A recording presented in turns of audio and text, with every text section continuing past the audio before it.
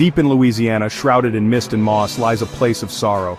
Locals call it the Crying Woman's Bridge. They whisper tales of loss, tales of terror. The bridge itself is ancient. Wooden planks groan under the weight of fear. Rusted railings offer little comfort. The air here feels heavy, thick with unspoken grief. It is a place where the veil between our world and the next wears thin, where the echoes of tragedy linger, and where the legend of the crying woman continues to haunt. The story goes back generations. A young woman, heartbroken and desperate, stood on that bridge. Her lover had abandoned her, leaving her alone with their child. Driven to madness by despair, she took a drastic and irreversible action. She threw her baby into the murky waters below. The current, swift and merciless, swallowed the child instantly. Instantly, the weight of her actions crashed down. Regret, sharp and agonizing, pierced her heart. She cried out, a wail of pure anguish. She tried to jump in after her child, but it was too late. They say her cries still echo through the night, a chilling reminder of her tragic choice and eternal sorrow. Over the years, the bridge earned its sinister reputation.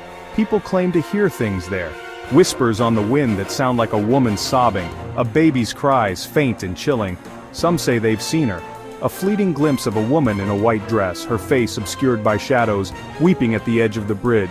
She vanishes as quickly as she appears. Cars passing over the old wooden planks sometimes stall. Headlights flicker, plunging those who dare to cross into darkness. And always the oppressive feeling of being watched lingers. One night, a group of teenagers, emboldened by youthful bravado, drove out to the bridge. They parked their car at the edge of the dirt road. Laughter and loud music filled the air, a jarring contrast to the usual silence. They dared each other to walk across the bridge, to tempt fate, to prove their courage. One by one they walked the length of the bridge and back, their bravado fading with each step. They returned to their car, shaken but unharmed. As they drove away, one of them looked back. Hanging from the weeping willow tree at the edge of the bridge was a white, tattered piece of cloth. It swayed gently in the breeze like a ghostly specter. A young couple, lost and looking for directions, stumbled upon the bridge. Their GPS had led them astray, down a maze of back roads. The bridge, shrouded in mist, seemed to materialize out of thin air. As they got out of their car to get their bearings, they felt a cold spot, a sudden chill that had nothing to do with the humid Louisiana night. The hair on their arms stood on end. A whisper, barely audible but bone-chillingly clear, reached their ears. Leave this place. Terrified, they jumped back in their car and sped away. As they drove, they could have sworn they saw a figure standing on the bridge, watching them go. Section 6. A child's laughter, a mother's despair. A lone fisherman casting his line into the black water thought he heard a child's laughter. The night was still, the only sounds being the gentle lapping of the water against the riverbank and the occasional rustle of leaves in the wind. The fisherman, a seasoned man of the waters, had never encountered anything like this before. He paused, straining his ears to catch the sound again, but all he heard was the eerie silence of the night.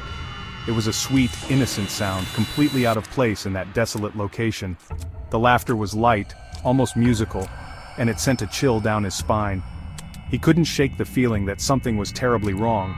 The contrast between the joyous sound and the bleak surroundings was jarring, making the laughter seem almost sinister. He looked around but saw nothing. The mist hung heavy in the air, obscuring his vision and making it difficult to see more than a few feet ahead. He called out, hoping to get a response, but his voice was swallowed by the fog. The laughter had stopped, and the silence that followed was even more unsettling. Then, he heard it again.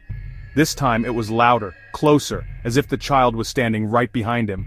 He spun around, his heart pounding in his chest, but there was no one there. The laughter echoed in his ears, growing more frantic and desperate with each passing second. This time the laughter was closer, followed by a woman's voice, singing a lullaby. The melody was hauntingly beautiful, yet filled with an unbearable sadness. It was a song of loss and longing, and it tugged at his heartstrings in a way he couldn't explain. The woman's voice was soft and soothing, but there was an underlying current of sorrow that made his heart ache. The melody was beautiful, yet filled with an unbearable sadness. It was as if the woman was pouring all her pain and grief into the song, and the fisherman could feel it in every note. He stood there transfixed, unable to move or look away. The song seemed to wrap around him, pulling him into its melancholy embrace. He turned to leave, his heart pounding in his chest. The fear was overwhelming, and he knew he had to get away from that place. He quickly gathered his gear, his hands shaking as he fumbled with the fishing line. The laughter and the lullaby continued to echo in his ears, growing louder and more insistent with each passing moment. As he did, he saw her. Standing in the middle of the bridge, a hazy, indistinct figure, was the woman in white. She was barely visible through the mist, her form flickering like a candle in the wind. Her eyes were fixed on him, and he could feel her sorrow and despair radiating from her like a physical force. Standing in the middle of the bridge, a hazy, indistinct figure, was the woman in white. She was cradling something in her arms, and as she rocked it back and forth, the laughter grew louder, more manic. The sight was both heartbreaking and terrifying, and the fisherman felt a wave of nausea wash over him. She was cradling something in her arms, and as she rocked it back and forth, the laughter grew louder, more manic. The sound was no longer sweet and innocent, it had become twisted and deranged, a mockery of the joy it once held. The woman's expression was one of pure anguish, and the fisherman knew he had to get away before it was too late. He didn't wait to see more. He fled, the sounds of the woman's sorrowful lullaby and the child's chilling laughter echoing in his ears long after he had left the bridge far behind. The memory of that night would haunt him for the rest of his life, a constant reminder of the darkness that lurks just beneath the surface of the world we know. He fled, the sounds of the woman's sorrowful lullaby and the child's chilling laughter echoing in his ears long after he had left the bridge far behind. The memory of that night would haunt him for the rest of his life, a constant reminder of the darkness that lurks just beneath the surface of the world we know.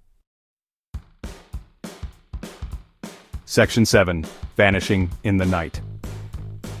One foggy evening, a young woman named Marie decided to visit the bridge. She had heard the stories, the whispers of a ghostly figure that appeared on misty nights. The tales had always intrigued her, filling her with a mix of fear and curiosity. Despite the warnings in the stories, curiosity got the better of her. She had always been drawn to the unknown, the mysteries that lay just beyond the veil of the ordinary. She wanted to see for herself if the legend was true. Was there really a woman in white who haunted the bridge? Or was it just a tale to scare children? As she approached the bridge, the fog grew thicker, swirling around her like ghostly fingers. The air was cold and damp, and each step seemed to echo in the silence of the night. A sense of dread washed over her, but she pressed on. Her heart pounded in her chest, but her determination was stronger than her fear. She reached the center of the bridge and paused, waiting, listening. The silence was almost deafening, broken only by the occasional rustle of leaves in the wind. For a moment, there was nothing but silence. Then, she heard it. A faint sound that sent chills down her spine. A soft sob carried on the wind. It was so faint that she almost thought she had imagined it. She turned towards the sound, her heart racing. The fog seemed to thicken, and the air grew colder. The fog seemed to part, and standing there no more than a few feet away, was the woman in white. Her figure was ethereal, almost translucent, and her eyes seemed to hold a deep sadness. Marie gasped, but before she could move or speak, the figure vanished. It was as if she had never been there, leaving only the thick fog in her wake. She was alone again, the fog closing in around her like a shroud. The encounter left her shaken, but also filled with a strange sense of wonder. Had she really seen the ghostly woman? Or was it just a trick of the fog and her imagination? The mystery of the bridge remained, but Marie knew she would never forget that night. Section 8. The Search Party. When Marie didn't return home that night, her family contacted the authorities. A search party was assembled, and they set out to find her. They followed her tracks to the edge of the bridge, where they found her car abandoned. The fog was still thick, making the search difficult. Hours turned into a desperate scramble against the approaching dawn. They called her name, but only silence met them. As the sun began to rise, casting long shadows through the fog, they made a gruesome discovery. Lying on the muddy banks of the bayou just below the bridge was Marie's cell phone. It was open to a photo of her, smiling with the bridge in the background. Section 9. An unsettling discovery. The search for Marie continued for weeks, but no trace of her was ever found. The community was gripped by a sense of dread and helplessness. Volunteers combed through the dense forest, their flashlights piercing the darkness, but the nights grew colder and hope began to wane.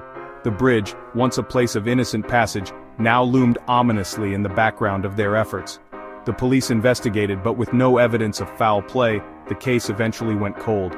Detectives reviewed every lead, interviewed countless witnesses, and scrutinized the area around the bridge. Yet, every clue led to a dead end.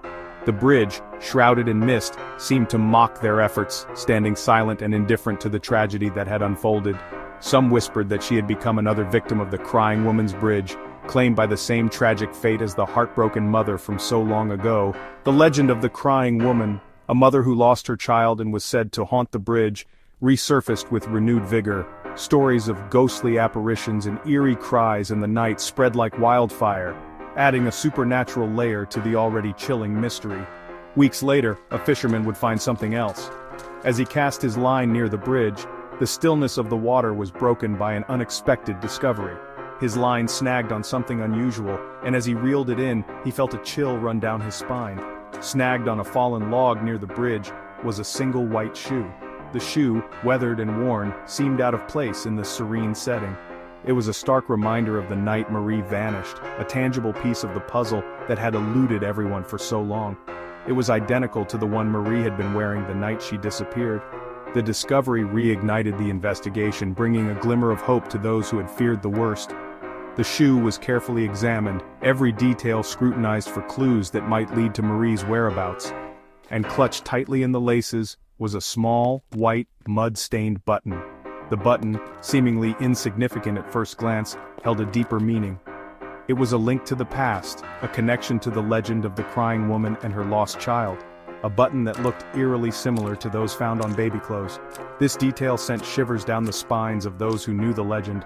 It was as if the past and present were colliding, the lines between reality and myth blurring in the most unsettling way. The crying woman's bridge still stands today, a haunting reminder of the tragedy that occurred there. The bridge, enveloped in fog and mystery, continues to draw those curious about its dark history.